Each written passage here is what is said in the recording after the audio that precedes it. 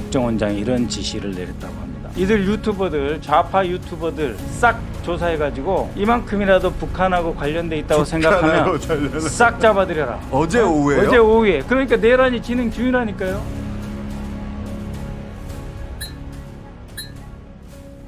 내란 속의 윤석열을 긴급 체포해야 할 이유가 또 하나 추가됐습니다. 이번 계엄령 사태를 가장 먼저 예견했던 박선원 의원이 오늘 뉴스공장에 나와 앞서 보신 것처럼 국정원이 사실상의 후속 내란을 기획 중이라는 긴급 폭로를 했는데, 미리 말씀드리자면 윤석열이 여전히 국가 중요기관을 통제 중인 것으로 보이고, 마찬가지로 기관장들도 윤석열이 아직은 법적 대통령인지라 지시를 거부하기 어려운 절체절명의 상황인 것 같습니다. 특히 이번 국정원발 내란은 단순히 긴급 조사를 넘어 계엄령 선포조차 없는 내란 사태로 갈 가능성까지 제기됐는데, 각설하고 박선원 의원의 긴급 폭로 영상으로 보시고 오겠습니다. 한 가지만 이야기하고 가려고 하는데요. 어제 오후 5시, 6시 사이에 제보가 들어왔는데 홍장원에 대해서 국정원장이 이런 지시를 내렸다고 합니다. 홍장원이 아무리 작은 비리라도 찾아내라. 샅샅이 뒤져라. 특별감찰 지시를 했습니다. 그리고 두 번째 지시, 이들 유튜버들, 좌파 유튜버들 싹 조사해가지고 이만큼이라도 북한하고 관련돼 있다고 생각하면 싹 잡아들여라 라고 하는 지시를 했다는 거 해요. 언제요? 어제 오후에. 그러니까 있잖아, 아직도 어제 오후에? 미친놈이에요. 어제 오후에요? 어제 오후에. 그러니까 내란이 진행 중이라니까요. 국정원장은 대통령 직속기관 아닙니까? 대통령 명령밖에 안 듣잖아요. 네. 대통령이 시킨 거네. 참고로 국정원장, 이거 국정원 내부 사람이 제보한 거 아니니까 괜히 엄한 부하들 또 때려잡지 마세요. 경고합니다. 우리 국정원은 총기 휴대할 수 있는 권한이 있는 조직입니다.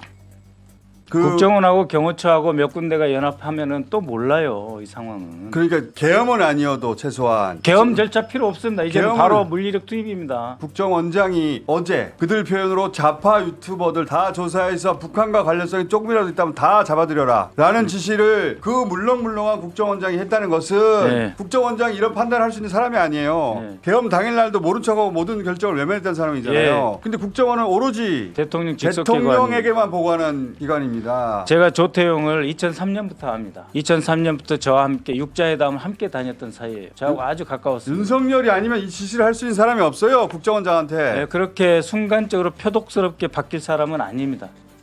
조태용이라는 사람이. 그게 제가 계속 저도 그런 얘기를 듣고 있거든요. 부인도 그렇고 네. 뭔가를 계속 하고 있다고. 그 중에 하나가 이거네 보니까. 네, 그렇습니다. 일단 제가 보기에 내란 속의 윤석열이 여전히 검찰과 국정원은 통제를 하고 있는 것 같습니다.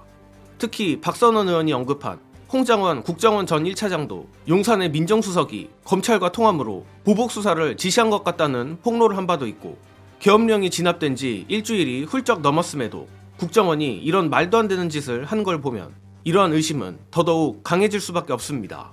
그리고 국정원이 어떻게든 북한 관련 꼬투리를 잡으려 한다는 걸 보면 여전히 내란 속의 윤석열은 무언가 새로운 증거가 나오면 판을 뒤집을 수 있다는 망상에 빠져 있는 것 같은데, 이번 주 토요일 탄핵 표결이 있기 전 또 무슨 재앙이 터지는 건 아닌지 걱정이 됩니다.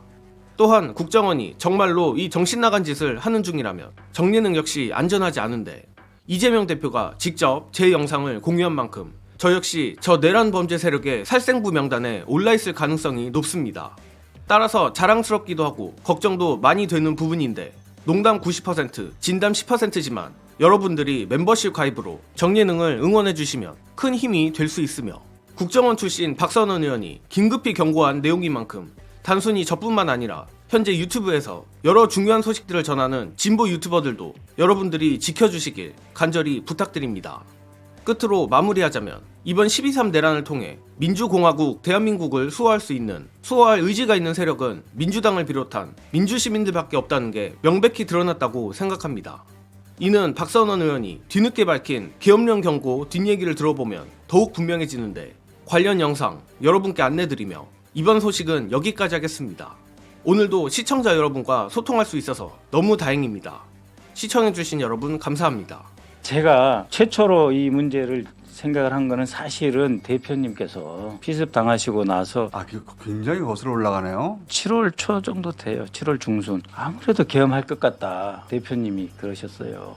이재명 대표가 처음으로 얘기한 거 이게? 그래서 대표님 저도 그렇게 생각합니다. 그렇게 이야기 시작했구나. 네, 그리고 나서 필리버스터 때 제가 이 문제를 공개적으로 제기하겠습니다. 대표님, 제가 문건이 있습니다. 그랬더니 그러면은 여기는 면책 특권이 있는 자리니까 본회의장은 하세요. 이래서 제가 지시 받고 한 겁니다. 제가 혼자 튀는 짓 한 거 아니에요. 그리고 김민석 수석 최고위원이 저하고 제가 이 계엄 이야기했을 때 인식을 같이 했기 때문에 이게 막아진 완전히. 거죠. 제가 초선인데 무슨 힘이 있습니까? 그래서 김민석 최고위원이 막자 같이 하자. 저를 끌어주신 겁니다.